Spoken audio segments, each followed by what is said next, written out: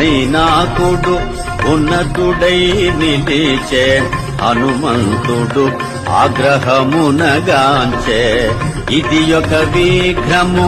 కాబోలునని వారిది బడత్రోసె పురము చేగిరిని పర్వత శ్రేష్ఠుడా పోటున కృంగే పవన తనయుని బలముగని పొంగే తిరిగి నిలిచే హనుమంతుని పిలిచే తన శిఖరముపై నరుని రూపమై శ్రీ హనుమాను గురుదేవులు నాయద పలికిన సీతారామ కథ నే పలికద సీతారామ కథ మైనాకుడు ఉన్నతుడై నిలిచే హనుమంతుడు ఆగ్రహమునగాంచే ఇది ఒక విఘ్నము కాబోలునని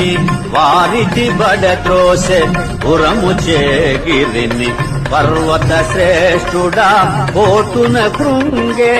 పవన తనయుని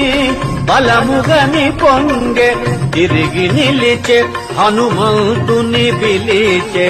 తన శిఖరముపై నరుని రూపమై శ్రీ హనుమాను గురుదేవులు నాయద పలికిన సీతారామ కథ నే పలికద సీతారామ కథ